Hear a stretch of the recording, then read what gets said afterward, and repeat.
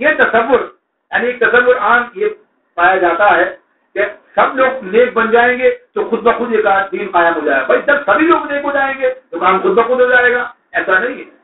یعنی یہ تصور کہ سب لوگ ہو جائیں تو خود بخود یہ کام ہو جائے گا. جو کام کرنے کا طریقہ ہے، جو طریقہ اس کے مطابق ہی وہ کام انجام پا سکتا. جب تک اس کام کے لیے کوشش نہ ہو، جب تک اس کے لیے جدوجہد نہ ہو، یہ کام انجام نہیں پا سکتا. جو کام کرنا ہے، دین قائم کرنا، ایک تو یہ کہ ہم کہتے ہیں نماز قائم کرنی ہے، تو نماز قائم کرنے کے نتیجے میں نماز قائم ہوگی. یعنی نماز کی دعوت دیں گے تو نماز قائم ہوگی، دین قائم نہیں ہو سکتا. دین وحدت مجموعی اس پورے نظام کا نام ہے جسے اللہ رب العالمین قرآن کی صورت میں پیش کرتے ہیں، جسے محمد رسول اللہ نے شریعت کی صورت میں پیش کیا. اس پورے دین کو قائم کرنے کے لیے جو طریقہ اس کا ہے اسے اختیار کرنا پڑے گا، یعنی پورے دین کو پیش کرنا پڑے گا، اور جو چیزیں اس کے خلاف ہیں ان کی خرابی کو واضح کرنا پڑے گا. اس کے لیے جو کوشش کرنی ہے جس درجے میں وہ کی جانی ہوگی. تو اس اعتبار سے وہ سارا مراحل جو ہے پھر سامنے آئیں گے. تو بتایا کہ طاقت کا استعمال بھی اس راستے میں کیا جائے گا. اللہ رب العالمین نے اس طاقت کو فراہم کیا ہے، لہٰذا اسے، اور سب سے بڑی قوت جو ہوتی ہے اجتماعیت کی طاقت ہوتی ہے. اس اجتماعیت کی طاقت کے ذریعے سے ہی سارے کام انجام پاتے ہیں. فرد اپنی ذات میں اکیلا اٹھ کر یہ کام نہیں کر سکتا. پھر یہ اصلے کی بات، پھر یہ جو کہیے کہ جنگی اور سیاسی قوت کی بات ہے، اس کے حصول کی بات ہوگی. اس کے ساتھ جو ہے پھر آدمی اس رکاوٹوں کو دور کرنے کا معاملہ کرے گا. تو اللہ رب العالمین نے بات بتا دی کہ یہ بھی موجود ہے، یعنی اس سے اپنے آپ کو الگ رکھا نہیں جا سکتا. نہ رکھنے کی بات ہے، بس مراحل کی بات ہے. سب کون سا مرحلہ سامنے آئے گا، سب کون سی بات سامنے آئے گی. جیسے جہاد کا معاملہ ہے نا، جہاد کیا ہے؟ اللہ کے دین کے لیے، اللہ کے دین کے قیام کے لیے کوشش کرتے چلے جانا، اور انتہائی کوشش، یعنی اس کی اپنی ایک الگ تفصیل ہے. انتہا درجے کی کوشش جتنے انسان کے بس میں ہے. اب اس کے مراحل ہیں، یعنی دعوت جو ہے یہ بھی اس کا حصہ ہے. دعوت کس بات کی ہے؟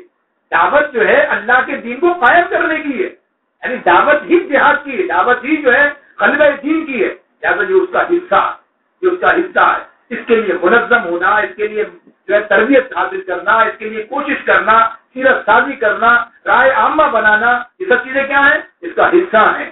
اور بالآخر جب وہ مرحلہ آ جائے، جب باطل کے ساتھ مکش کا معاملہ آ جائے، وہ مراحل بھی مقام پر اس اعتبار سے تو بتا دیا گیا کہ وَأَنزَلْنَا الْحَدِيدَ، ہم نے لوہا نازل کیا ہے، فِيهِ بَأْسٌ شَدِيدٌ، اس کے اندر بڑا زور ہے، بڑی قوت ہے.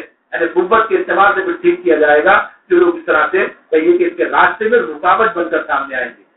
لا اکراہ فی الدین الگ ایک موضوع ہے، یعنی دین کے معاملے میں کوئی زور زبردستی نہیں ہے، وہ دین قبول کرنے یا قبول نہ کرنے کے معاملے میں. لیکن کسی شخص کو یہ اجازت نہیں دی جا سکتی کہ اللہ کی زمین پر اللہ کے سوا کسی اور کا نظام قائم کرے. اس میں کسی کا اختیار نہیں ہے. ذات کے بارے میں اللہ نے اسے آزادی دی ہے، اختیار دیا، جو چاہے کرے. اس کو ایک حد اس کی مقرر کر دی ہے. پھر بتا دیا کہ اس میں لوگوں کے لیے بڑے منافع، جو ہم آج اس کے منافع تو حاصل کر رہے ہیں لیکن اس پہلو کو چھوڑ رکھا. اور پھر بتایا کہ یہ کس لیے ہیں یہ سب باتیں، وَلِيَعْلَمَ اللَّهُ مَن يَنْصُرُهُ وَرُسُلَهُ بِالْغَيْبِ، تاکہ اللہ ممیز کر دے. یہ جان لینا کیا ہے؟ دراصل ممیز کر دینا، الگ کر دینا، پہچان لیا جائے، سامنے آ جائے کون لوگ ہیں جو نہ اللہ کو دیکھا نہ اللہ کے رسول کو دیکھا، بالغیب، غیب میں رہتے ہوئے، یعنی غیب کے اندر رہتے ہوئے دیکھا نہیں ہے، آپ سامنے نہیں ہے، لیکن قرآن سے سمجھا ہے. اللہ رب العالمین نے جو نشانیاں پیش کی ان کو ان سے سمجھا ہے کہ یہ کرنے کا کام ہے. تو اس کی خاطر اٹھے، اور اٹھنے کے بعد اللہ کے دین کے قیام و بقا کے لیے کوشش کی. تو انہیں کے لیے اللہ نے کہا اللہ یہ دیکھ لے کہ دعوت و تبلیغ کا معاملہ ہو یا میدان قتال کا معاملہ ہو یا سیاسی قوت حاصل کرنے کا معاملہ ہو، ان سب کے اندر اللہ کے دین کی سربلندی کے لیے وہ سرگرم اور کوشاں رہتے ہیں.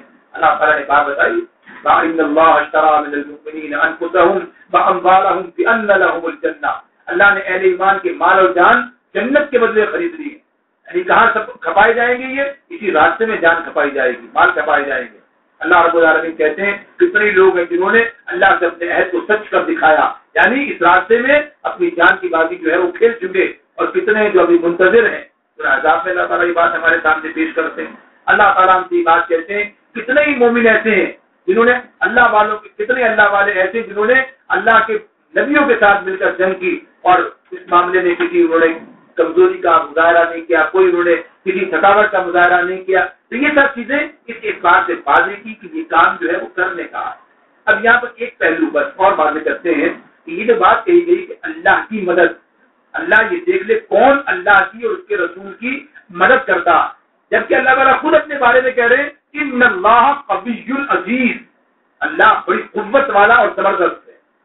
یہ دیکھیے صفات کے بارے میں بھی بات آپ کے سامنے آتی ہے کہ جب صفات کا مجموعہ آتا ہے، ایک صفات تو بھی کوئی پیغام دے رہی ہوتی ہے، اور صفات کے مجموعے کی بات جو ہوتی ہے تو وہ ایک سے دوسرے کو واضح کر رہا ہوتا۔ یعنی قوی کا مطلب کیا ہے؟ قوی ہم اردو میں جانتے ہیں، طاقتور، مضبوط، قوی۔ قوی کی بات بڑی قوت والا ہے اللہ تعالیٰ، یہ قوی کی بات ہو گئی۔ لیکن قوت والی یہ بھی ہو سکتی ہے، قوت والا یہ بھی ہے، قوت والا یہ بھی، دونوں طاقتور ہیں، یہ بات ہے۔ لیکن کہا ایسا طاقتور نہیں، بلکہ ایسا طاقتور جو سب پر غالب ہے، یعنی وہ طاقتور جو غالب بھی ہے۔ صرف طاقت کی بات نہیں ہے کہ طاقت ہے، بلکہ ایسا طاقتور ہے جس کا غلبہ سب کے اوپر ہے، سب اس کے سرد ہے۔ وَهُوَ الْقَاهِرُ فَوْقَ عِبَادِهِ، اللہ اپنے بندوں پر پوری قدرت رکھتا، قاہر فوق عبادی، اپنے بندوں پر پوری قدرت رکھتا، اور سارے بندے ہیں، ایسا نہیں کہ ہم بندے ہیں اللہ کے اور وہ امریکہ اللہ کا بندہ نہیں ہے، وہ اسرائیل اللہ کا بندہ نہیں ہے، اور وہ سارے نیٹو اللہ کے بندے، سب اللہ کے بندے، نافرمان بندے ہیں، باغی بندے ہیں۔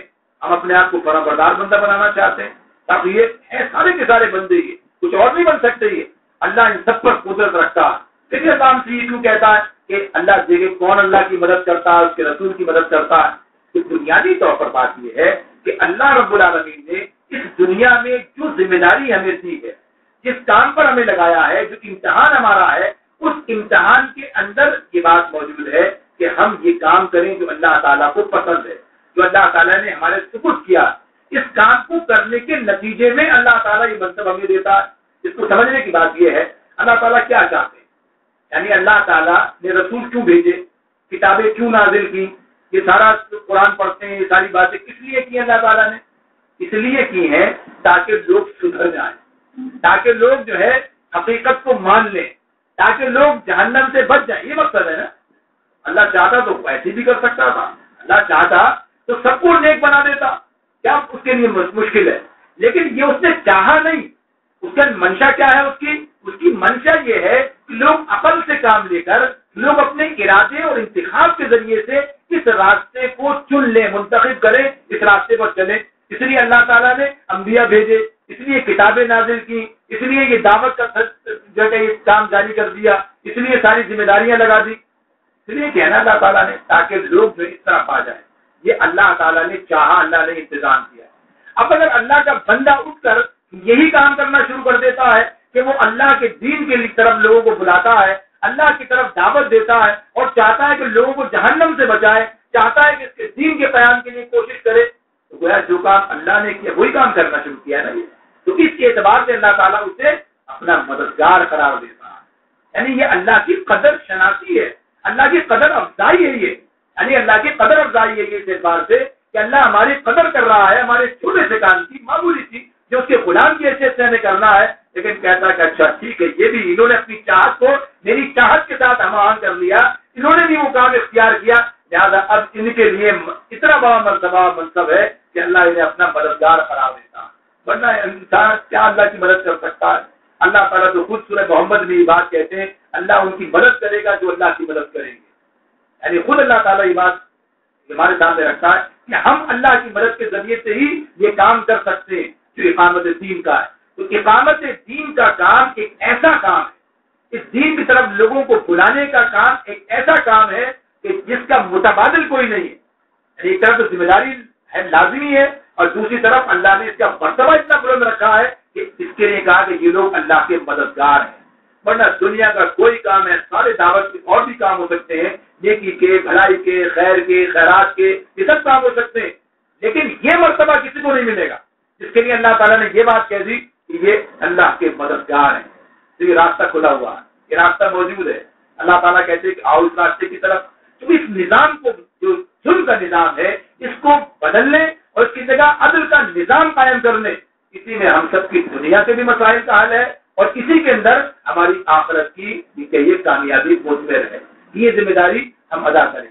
یہی سورۃ الحدید کا سارا پیغام ہے کہ اپنا مال، اپنی جان اس کام کے لیے، اس راستے میں اپنے اوقات، اپنی صلاحیتیں لگا دی جائیں، کھپا دی جائیں، تاکہ عدل کا نظام یعنی اسلام کا نظام قائم ہو جائے تو یقیناً اس کے فوائد صرف یہی دنیا سمجھے گی.